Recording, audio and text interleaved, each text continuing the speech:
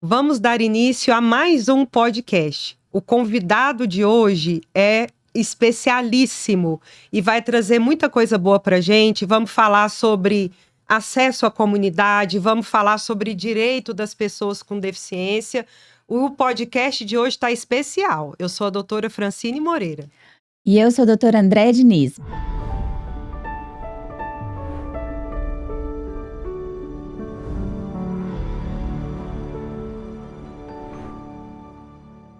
Seja muito bem-vindo, vereador.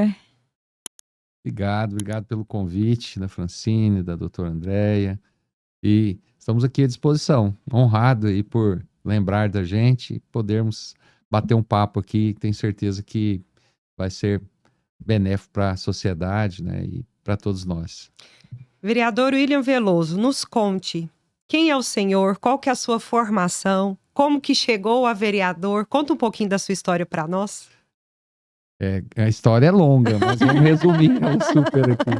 Eu nasci aqui em Goiânia e até os 18 anos de idade, um menino, adolescente, normal como todos, né? E nasci numa periferia, próximo aqui do onde nós estamos fazendo o podcast. Nasci aqui na Cidade Jardim, próximo ao Detran, infância bem tranquila. E com 18 anos eu me acidentei. Tinha terminado o ensino médio. Aliás, estava tentando, engraçado, primeiro vestibular meu foi para odontologia. Aí... A odonto perdeu. Lá na Uni Evangélica.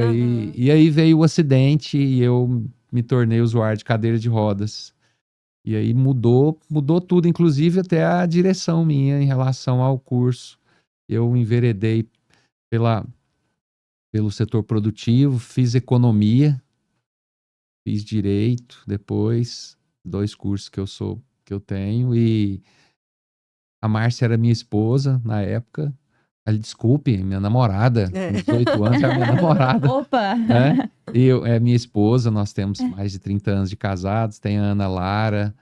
E assim, a trajetória minha foi de muita dificuldade, porque se até hoje ainda os direitos da pessoa com deficiência ainda não são respeitados na sua plenitude, imagine há 3 décadas atrás, era tudo bem mais complicado.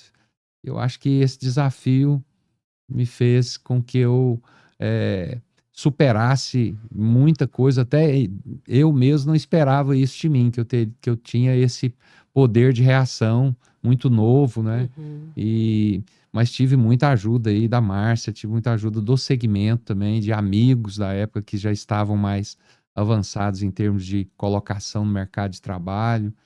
E aí nós começamos aí a trabalhar nos conselhos, Conselho Municipal da Pessoa com Deficiência, Conselho Estadual, Comissão da OAB. E em 2019 levantou-se a ideia de levar alguém para a Câmara Municipal de Goiânia, porque não tínhamos representante, assim como não temos na Assembleia Legislativa, não temos na Câmara Federal, não temos no Senado, mas levantou-se isso aí e me perguntaram: você ajuda a escolher esse nome? Falei, na hora, ajudo. Estava advogando e já com a Ana Lara formando em medicina, já estava ficando mais tranquilo, pelo menos eu imaginava. E aí eu falei, não, eu ajudo na escolha desse nome. Eu acho que é importante nós termos um representante. E aí, para minha surpresa, o escolhido foi eu. Falei, meu Deus, eu não tenho experiência nenhuma com parlamento. Acho que eu tinha ido umas 2 ou 3 vezes na Câmara Municipal, receber lá um título, alguma coisa. Não sabia o rito, não sabia nada de como que funcionava, só de estudar mesmo na teoria. E conseguimos ser eleito aí na primeira tentativa, numa pandemia. E aí surgiu, né, todo esse trabalho que a gente está fazendo aí. E tive que aprender bastante lá, mas... Pensei que era 1 ano e meio para aprender, mas com 6 meses eu já fui obrigado a saber das coisas, porque a demanda do segmento, principalmente, veio muito. E é isso. Né? No meio aí tem um monte de história, né? Como que a Ana Lara veio e uma série de coisas, mas outra hora eu conto com mais detalhes para vocês. Em nome né, de todos os goianienses, a gente agradece por ter aceito esse convite, né, de se tornar vereador. E também é admirável, né, a sua trajetória, tudo que o senhor tem feito pela comunidade, pelas pessoas com deficiência, com necessidades específicas. A gente acompanha a luta de perto, somos parceiros em algumas lutas aí, Sim, né, sim. vereador? Então, te agradeço por essa entrega, viu? É muito bom a gente ver pessoas como o senhor lá, íntegras, idôneas, que estão lá não por interesse próprio, mas realmente para fazer o bem pelos outros. É muito bom ter o senhor lá nos representando. É um desafio muito grande. Mas o mandato tem força. Uhum. É diferente. É lógico, é no município, a gente tem que avançar mais, Sim. mas o mandato tem força, você ainda Sim. consegue. Eu tive, no decorrer da presidência na comissão da OAB, na vice-presidência da comissão da OAB também, eu tive, por exemplo, o prefeito, antes de eu assumir como vereador, eu tive uma audiência com ele. Nós conseguimos uma audiência com ele para tratar de assuntos concernentes às nossas demandas. Eu, como vereador, eu tenho uma audiência por semana, se eu quiser, com o prefeito. Ele é obrigado a receber os vereadores, né? Então, é diferente. É. Com secretários, a gente não marca, a gente vai na secretaria e eles nos atendem. E em outras esferas também, aí, porque aí eu não me ative só ao município. Eu tenho contato com o legislativo estadual, com o legislativo federal, isso tudo graças ao mandato e aquilo que a história de vida da gente. E, graças a Deus, eu segui os conselhos do pai, né, de ser uma pessoa íntegra, de procurar, né, de caráter, e aí isso reflete, as outras pessoas passam a conhecer a gente e nos dá as oportunidades que a gente.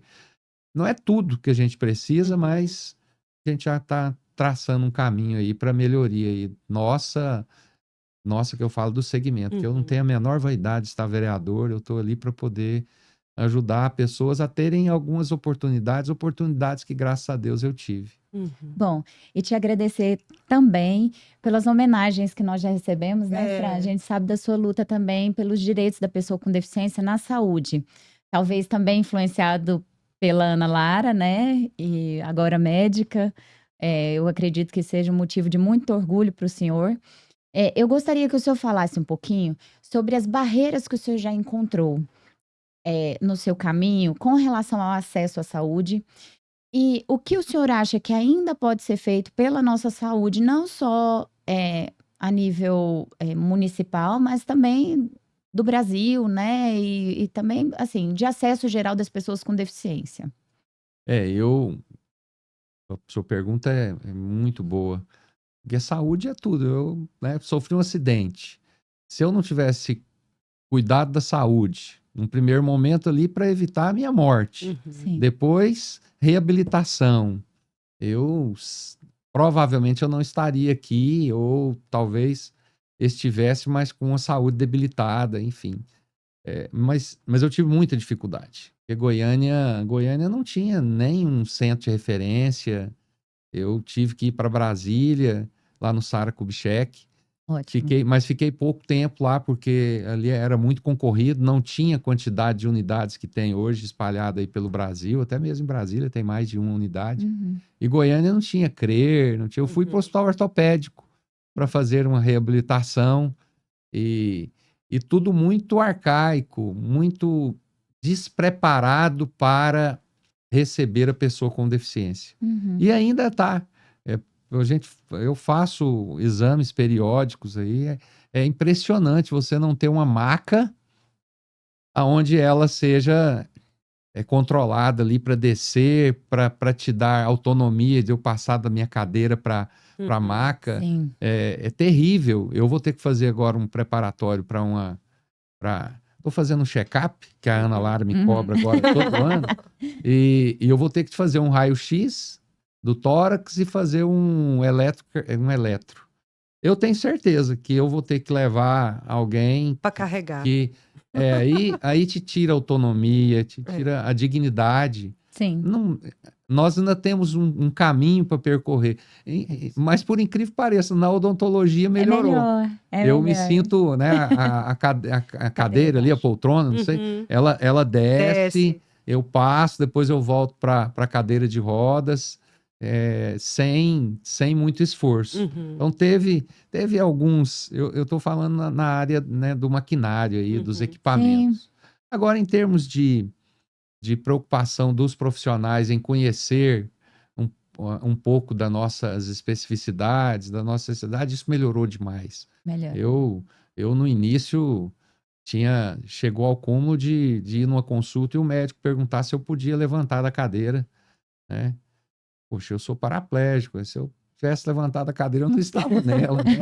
Então, assim, isso melhorou bastante, esse conhecimento. Eu acho que graças a todo esse trabalho feito pelas pessoas afetas à causa, como vocês, que se preocuparam em conhecer de tudo que envolve a pessoa com deficiência, e como também nós, pessoas com deficiência, de mostrar para a sociedade que existe um mundo aí que precisa ser melhor entendido, mais preparado para que a gente tenha autonomia e independência. Então, melhorou bastante. Inclusão é caminho sem volta, né? Exatamente. A gente sempre fala que é realmente muito necessário que a gente fale sobre essas barreiras, e a gente sempre fala que elas não são só barreiras físicas, né? Muitas vezes são barreiras atitudinais. Porque o físico, às vezes, é mais fácil de transpor do que justamente essa mentalidade que deixa a pessoa com deficiência reservada a lugares que elas não cabem mais, né? Exato. Essas pessoas. Então, realmente... Melhorou bastante. Muito embora a gente não tenha, na iniciativa privada, é mais complicado, precisa aí de uma fiscalização aí do Ministério Público do Trabalho, para dar as oportunidades para as pessoas com deficiência no mercado de trabalho. Eu acho muito importante, porque o mercado de trabalho, a pessoa sendo remunerada, ela deixa de depender aí de um INSS, deixa de ser um dependente para ser um contribuinte, e até para poder pensar numa aposentadoria na frente, mais digna, não é? BPC é muito precário, é um benefício, Sim. A gente não sabe até quando vai Sim. durar isso aí. Então, são muitos desafios que, ao longo da história, vem melhorando. Comparado com outros países, que eu já tive até a oportunidade de conhecer, de ir até para olhar esse lado mesmo. A mulher vai fazer compra e eu vou olhar a acessibilidade, vou olhar o comportamento da sociedade. Nós temos que caminhar muito ainda, melhorar muito. Mas temos que seguir. E a representatividade ajuda bastante nisso aí. Temos que expandir essa representatividade com mais pessoas para que a gente cobre políticas públicas voltadas para o nosso bem-estar. Não é privilégio, é direito mesmo, que está elencado aí na Constituição, na Lei Brasileira de Inclusão, na LBI, né? E uma série de outras, na Convenção sobre o Direito da Pessoa com Deficiência também. Então, vereador, falando em políticas públicas, o que o senhor acha ainda, quais são os maiores desafios para a gente alcançar, né, esse direito pleno das pessoas com deficiência, e em qual área que, assim, nós já tivemos maiores avanços relacionados a essas políticas? A política pública que mais desenvolveu no país é a assistencial. Tanto é que a pessoa com deficiência está até no grupo que eu considero errado. Não é de assistência social, nós tínhamos que estar nos direitos humanos. Porque a dignidade da pessoa humana é o principal princípio aí da Constituição Federal. Mas na área de assistência social ainda... a gente ainda vê um experimento melhor. Muito embora é só quem está mesmo ali na miséria, porque é um BPC de um salário mínimo. E a pessoa não pode ter uma renda familiar maior do que um salário mínimo que ela não tem direito, né? Não transforma muito a vida da pessoa, né? Mas sai pelo menos do caos. Que eu costumo dizer o seguinte, Andréia, né? Você tem uma família e falta dinheiro, falta grana, é complicado. Mas você corre atrás, dá um jeito. Agora, numa família que falta dinheiro, não tem, e possui uma, duas, às vezes 3 pessoas com deficiência na casa, beira o caos.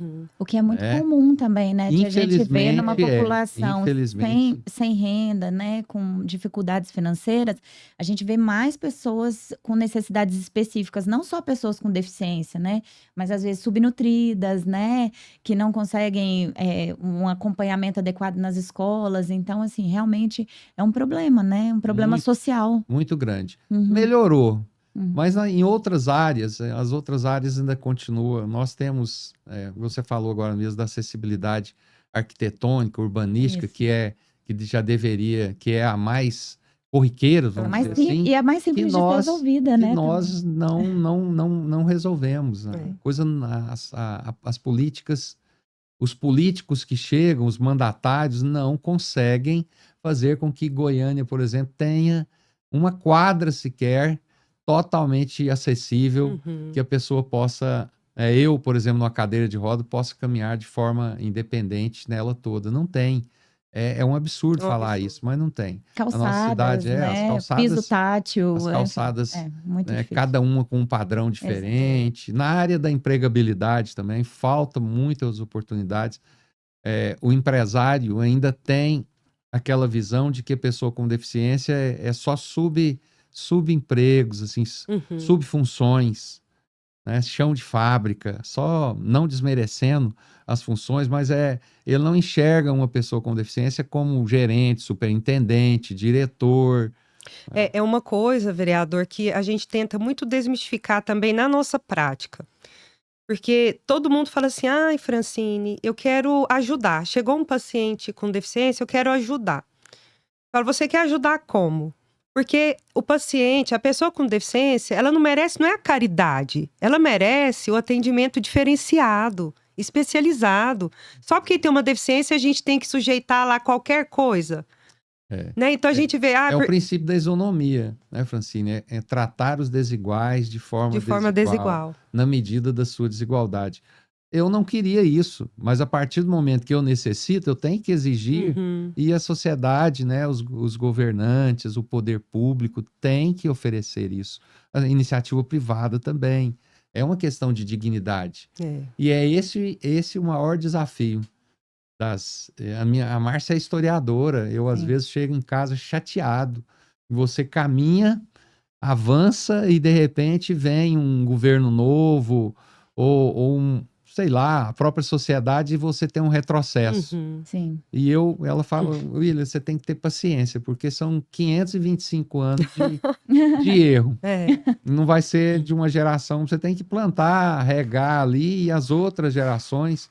E eu tenho visto isso até pela minha filha mesmo. Minha filha está com 28 anos de idade e tem inúmeras coisas que quando eu tinha 19, 20, 28 anos, eu tinha um comportamento e que ela não tem.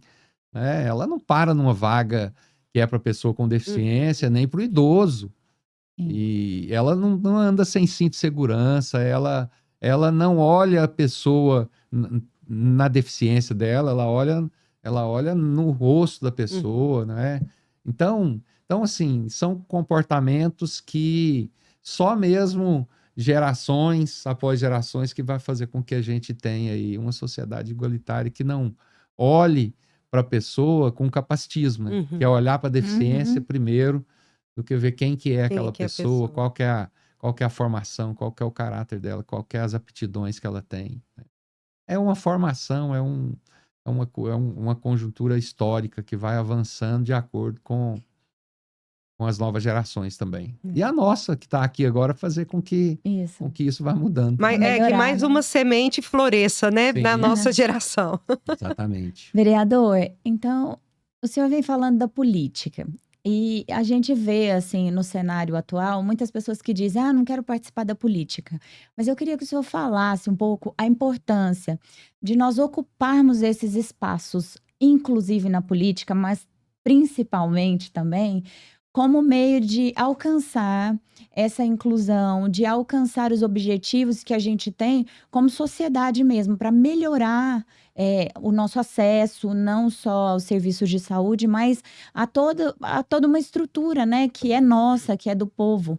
Então, eu queria que o senhor falasse um pouquinho da importância da política, que o senhor falasse com essas novas cabeças, esse pessoal jovem que acha que às vezes, não quero me envolver em política. Falar justamente sobre a importância disso. Existe um mote na Convenção sobre os Direitos da Pessoa com Deficiência, que é o nada sobre nós sem nós. Durante algum tempo, isso aí era entendido assim, onde tiver discussão acerca da pessoa com deficiência, que tenha pessoas com deficiência. Com na certeza. discussão. Mas nós ampliamos isso aí. Não tem a pessoa com deficiência, mas tem um pai, mãe responsável, ou tem pessoas que se importam, que estudaram, que se preocupam com o segmento, ele faz parte do nada sobre nós sem nós. Então, sim, com certeza. e dentro da política tem a questão da representatividade. Queira ou não queira, os nossos parlamentos, eles estão repletos de pessoas que representam um segmento. Tem o que representa a igreja, tem o que representa o agro, né, a medicina, a odontologia, mais ou menos. Então, assim, e historicamente, a defesa dos direitos da pessoa com deficiência sempre foi diminuta, pequena. Então, a nossa busca é exatamente em cima disso. E, ao mesmo tempo, não demonstrar para a sociedade que eu estou ali só para discutir os nossos temas. Por maior que eles sejam, a sociedade nos enxerga pequeno. Fala, não, aquele ali é o vereador que ele tem um segmento dele, ele só cuida disso. Então, eu fiz questão e falo para os meus colegas. Nós temos que nos preparar para estar aptos a discutir sobre todos os temas da sociedade. Porque a pessoa com deficiência está em todos os lugares.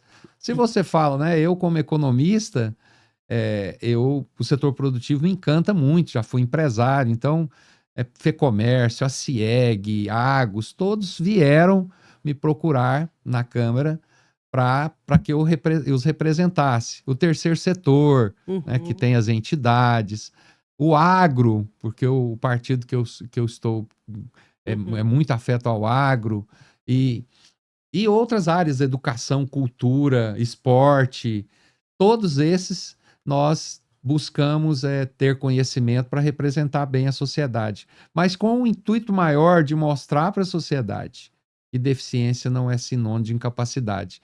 Eu e outros pares, até muito mais brilhantes do que a gente, têm condição de estar aí, não só no legislativo, nas diversas esferas do legislativo, mas também no executivo, no judiciário, né, para que a gente tenha essa representatividade ampliada. E a política, como eu falei no início, ela te remete a mandatos. E mandato tem força de lei mesmo. Você tem condição de atingir aí uma resolução de problemas com mais chance de ter êxito. Então, é necessário. Existe a política boa.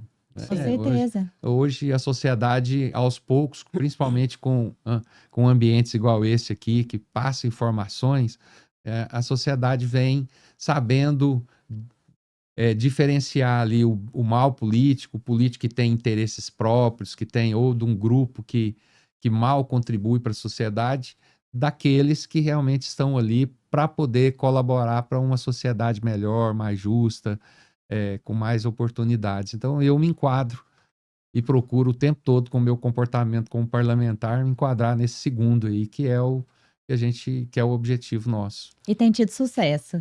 Graças a Deus. Obrigada. Vereador, a gente vê que a política boa se faz também por meio do contato com as pessoas. Ouvir, né, o que as pessoas têm, as necessidades.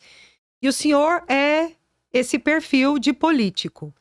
Totalmente acessível, né? Eu vejo muitas vezes a gente quer discutir alguma pauta, a gente tem acesso direto ao senhor.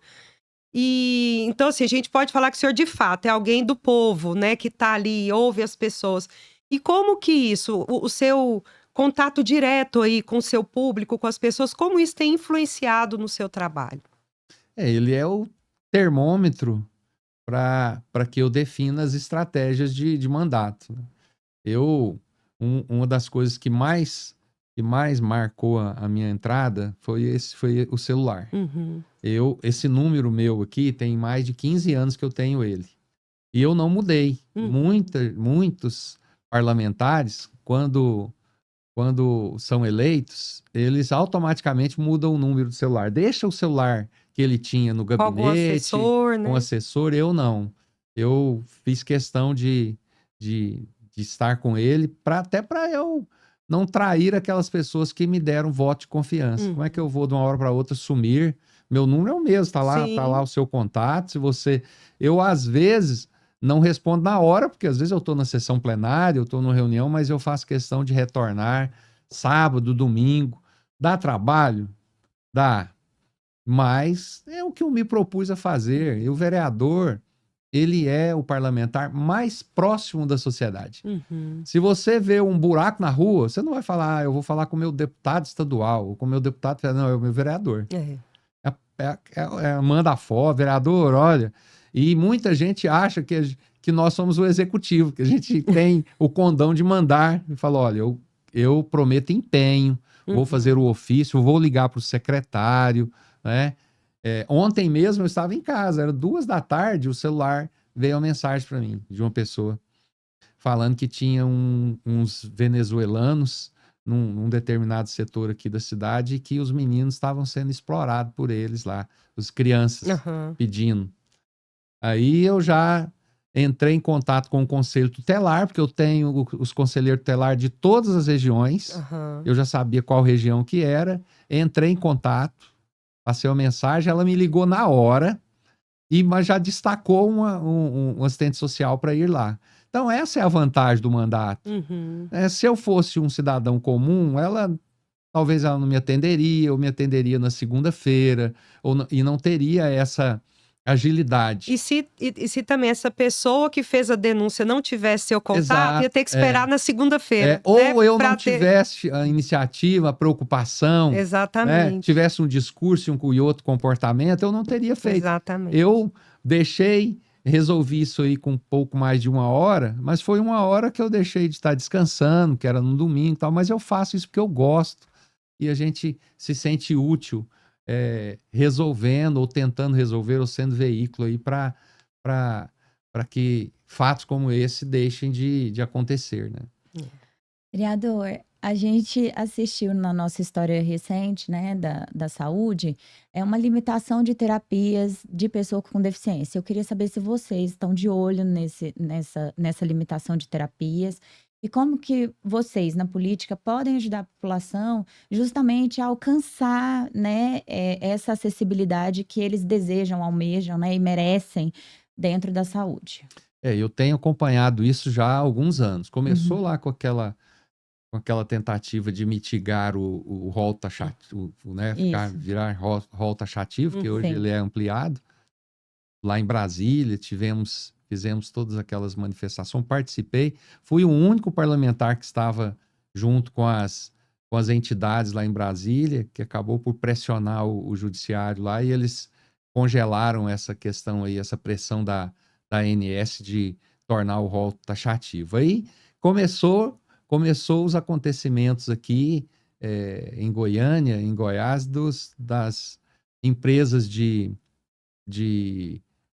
tipo Unimed, Apivida, planos de saúde, mitigarem, já que não podiam negar o tratamento, diminuir a quantidade de minutos ali para o atendimento. E a gente, né, e eu passei a conhecer essas especificidades aí, escutando as famílias, as mães principalmente, que têm um período mínimo, né, que é necessário para você chegar, começar a introduzir ali uma fisioterapia, uma intervenção, e eles diminuíram isso aí e começaram também a substituir profissionais por profissionais, segundo eles, menos qualificados, com menos experiência.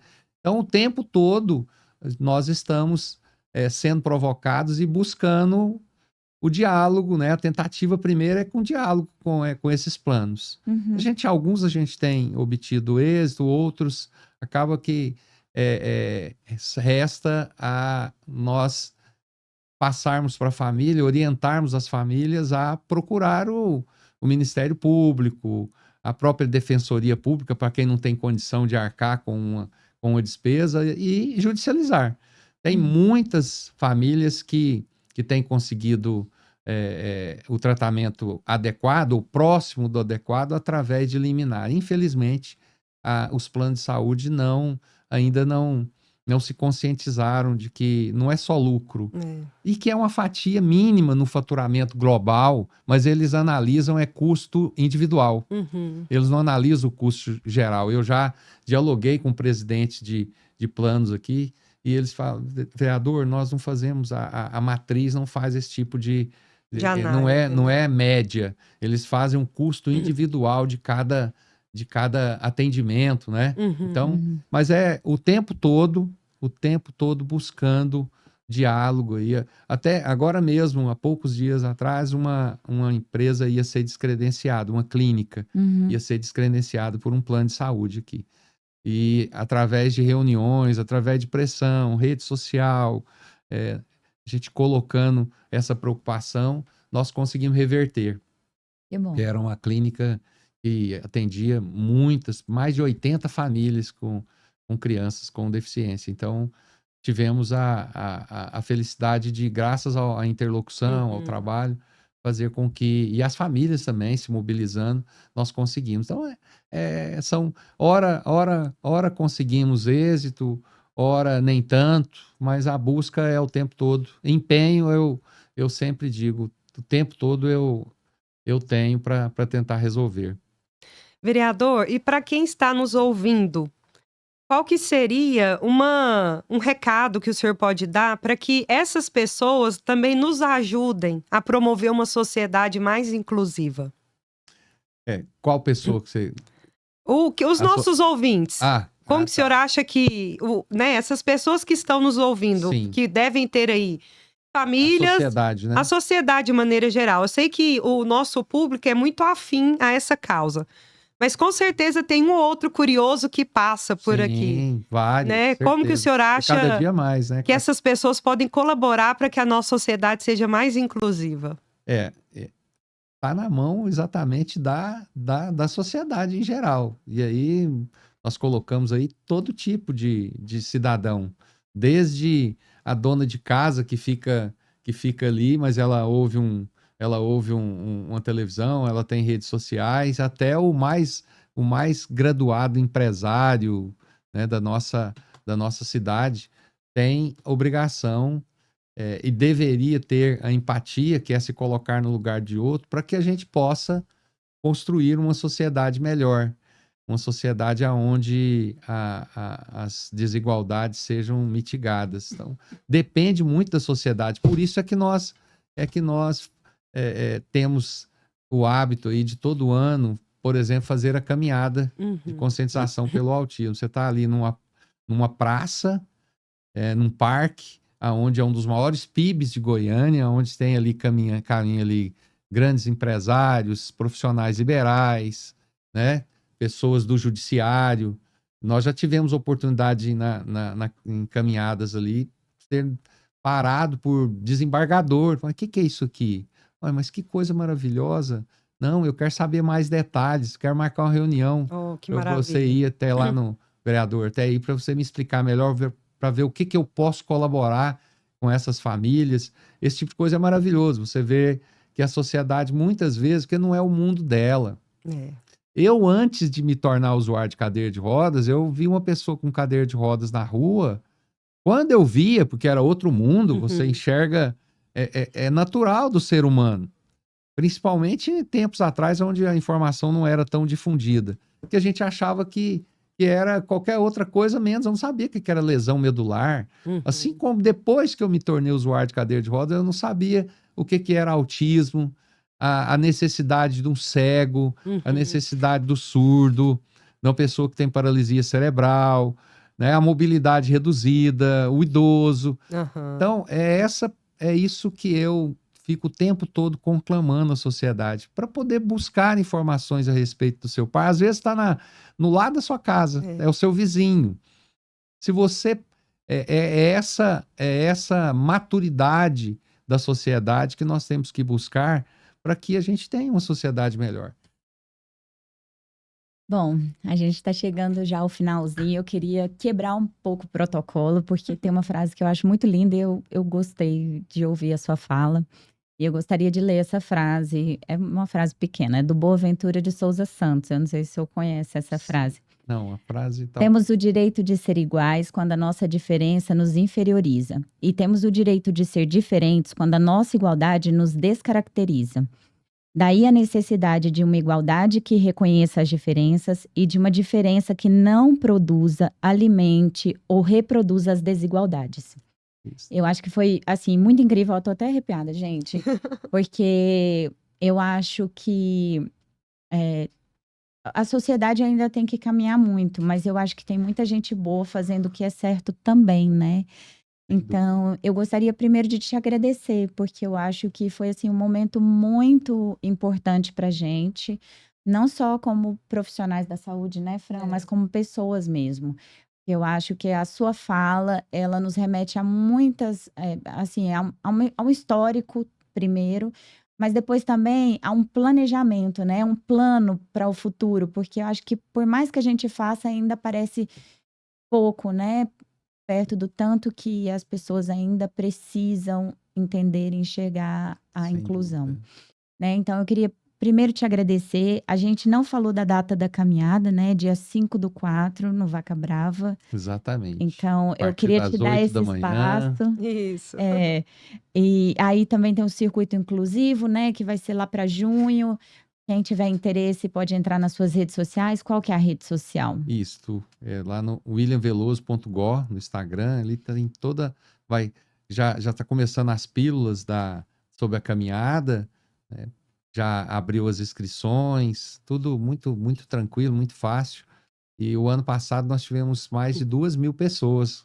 Então, esse ano a gente quer ampliar mais ainda esse número, justamente é uma forma da sociedade ficar atenta a um movimento que cada dia mais, né, tem crescido e veja o que ela pode ser, aonde ela pode ser inserida para poder nos ajudar aí a diminuir essas barreiras que ainda teimam, principalmente as atitudinais, que ainda teimam em pairar aí a nossa sociedade. E nós estamos falando de saúde, eu dou muito esse toque também para as pessoas com deficiência. É importante cuidar, né? Ter vaidade, cuidar da saúde, cuidar da aparência, até para você tentar entrar no mercado de trabalho, né? Você tem que estar bem, você tem que estar fisicamente bem para tirar aquela imagem do coitadinho, que a pessoa com deficiência, né, é doente, não é doença, deficiência nunca foi doença, mas a pessoa com deficiência tem que ter isso também, uma autoestima. Eu brinco muito, mas falando sério com alguns colegas, falo, cara, limpa essa cadeira de roda sua, por que seu sapato não está engraxado? Ah, eu não ando. Mas você não anda, mas você tem que estar, né? Você tem que estar bem, apresentável, tal, para nós nos impormos na sociedade como pessoas que têm que ser respeitadas, admiradas. Exatamente. Vá ao seu dentista, a boca é importante. Vá ao dentista, né? Olha a fonte de infecção que é aí, se não for bem cuidado. E outra, você vai ter uma entrevista com os dentes, né? Então, assim, nós temos que fazer a nossa parte também. Ter um pouco, né, de amor próprio, de vaidade, a vaidade boa, e para poder nos impor na sociedade. E eu quero me colocar à disposição de vocês sempre lá no Gabinete 9, deixar à disposição da sociedade. É um gabinete portas abertas, formado majoritariamente por pessoas com deficiência, todos capacitadíssimos, com currículo, que foi uma forma de nós mostrarmos aí para a sociedade que existem pessoas que estão aptas a ocupar cargos como esse. Inclusive, a Gia é nossa paciente. A Giovana. A Giovana foi... Ela veio aqui. A Giovana foi nossa jovem aprendiz e a família, e ela mesma falou o tanto que foi bom para ela aumentar a autoestima dela, ver que ela tem capacidade, tem dons, né? E é uma parceirona, tá lá vai sempre lá nos visitar. E é isso, a gente quer mostrar para a sociedade que a gente tem que caminhar aí e tem que ser a passos largos para nós termos uma sociedade bem o mais próximo aí da igualitária, mesmo tratando os desiguais de forma desigual, que é o princípio do texto que você leu aí, que é o da isonomia, mas criar caminhos aí para uma sociedade mais justa. Obrigado pelo convite, parabéns pela iniciativa de vocês, sucesso, e cobrei aí da parte da medicina e a acessibilidade, mas parabenizo a odontologia porque se preocupou com isso, né? São clínicas, e quando tem profissionais igual vocês que sabem lidar ou procuram aprender o tempo todo, que eu acompanho o trabalho de vocês, buscando atender da melhor forma possível crianças, jovens e adultos que eventualmente têm uma deficiência. Parabéns pela iniciativa. Isso prospere na nossa cidade, no nosso estado, no nosso país. Amém. Obrigado pelo convite. Amém. Obrigada, vereador, por estar aqui, por toda a sua entrega. E quero agradecer também a você que nos acompanhou nesse podcast. Se inscreva no nosso canal, clica no sininho para receber as notificações, curta, compartilhe. Te espero no próximo. Até lá! Esse foi o Special Talk de hoje. Muito obrigada pela audiência e até a próxima. Tchau, tchau.